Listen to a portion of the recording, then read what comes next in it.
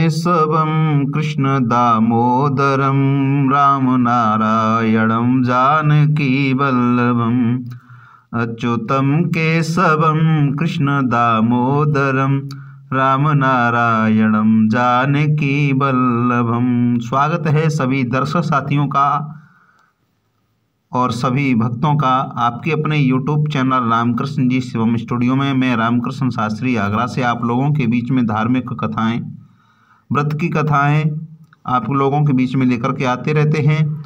आशा करता हूं आप सभी स्वस्थ होंगे और माँ भगवती लक्ष्मी से प्रार्थना करता हूं आपके घर में खुशियां बरसाती रहें, आपकी मनोकामना पूर्ण होती रहें, आपके घर में सुख समृद्धि वैभव बढ़ता रहे और धर्म की ओर आप आगे बढ़ते रहें। कल की कथा में आपने सुना था, 10वें अध्याय की कथा में आपने सुना था कि कोई पापी से पापी व्यक्ति भी अगर बड़े से बड़ा कोई पाप आपको लगा हुआ है, ब्रह्म हत्या का जैसा पाप कोई लगा हुआ है, तो आपका पाप मात्र भगवान के 12 अक्षर मंत्र का जाप करते रहेंगे तो उससे नष्ट हो जाएगा, या अष्टाक्षर मंत्र का जाप करेंगे तो उससे भी नष्ट हो जाएगा, बड़े से बड़ा पाप नष्ट हो जाता है।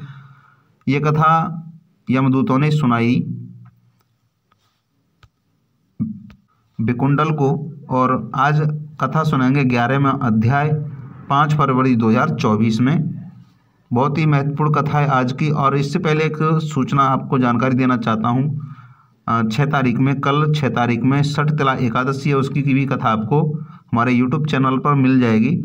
तो चैनल को अभी तक आपने सब्सक्राइब नहीं किया हो तो प्लीज़ चैनल को सब्सक्राइब करें और वीडियो को ज़्यादा से ज़्यादा शेयर करें, इससे भी लाभ मिलेगा, आपके पुण्य की प्राप्ति होगी।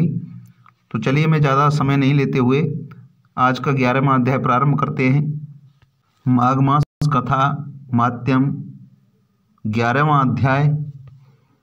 और 11वें अध्याय में यमदूत कहने लगे कि वैश्य,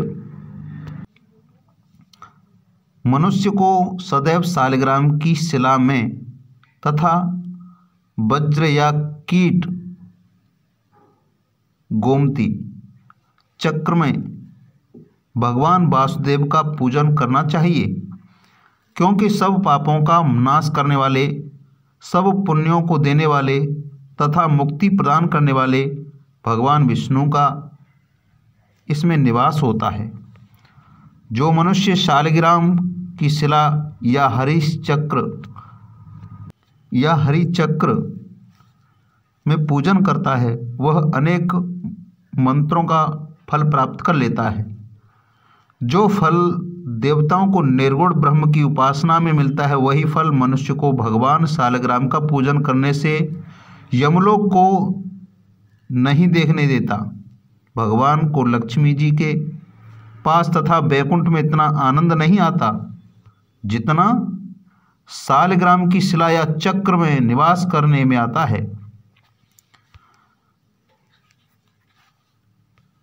यमदूत समझाते हैं, स्वर्ण कमल युक्त करोड़ों शिवलिंग के पूजन से इतना फल नहीं मिलता जितना एक दिन शालिग्राम के पूजन से मिलता है। भक्ति पूर्वक शालिग्राम का पूजन करने से विष्णु लोक में वास करके मनुष्य चक्रवर्ती होता है।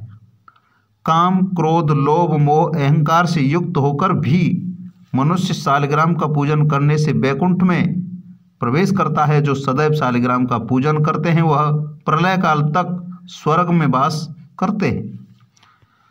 जो दीक्षा, नियम और मंत्रों से चक्र में बलि देता है वह निश्चित करके विष्णु लोक को प्राप्त होता है।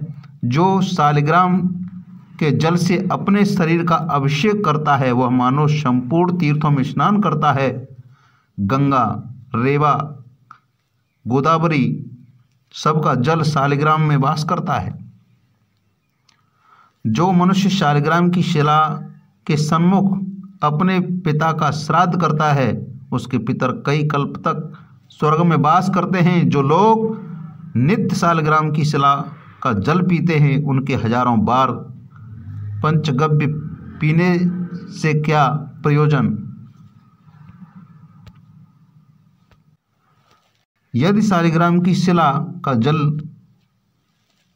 पिया जाए तो सहस्रों तीर्थ करने से क्या लाभ। जहाँ पर शालिग्राम है वह स्थान तीर्थ स्थान के समान ही है।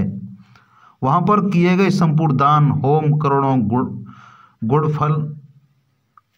गुणा फल को प्राप्त होता है।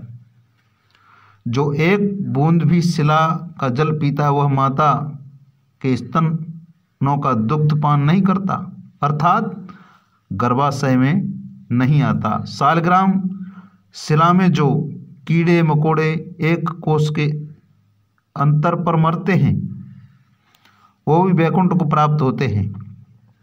जो फल वन में तप करने से प्राप्त होता है वही फल भगवान को सदैव स्मरण करने से प्राप्त होता है। मोहवश अनेक प्रकार के घोर पाप करने वाला मनुष्य भी भगवान को प्रणाम करने से नरक में नहीं जाता। संसार में जितने तीर्थ और पुण्य स्थान हैं भगवान के केवल नाम मात्र के कारण से प्राप्त हो जाते हैं। यहाँ 10वां अध्याय विश्राम लेता है और मिलते हैं अगली वीडियो में 12वें अध्याय माघ मास 12वां अध्याय में। तब तक के लिए सभी के लिए राधे कृष्णा, जय श्री श्याम, जय हिंद, जय भारत, वंदे मातरम। और अभी तक चैनल को सब्सक्राइब नहीं किया हो तो प्लीज़ चैनल को सब्सक्राइब करें। रामकृष्ण जी शिवम स्टूडियो।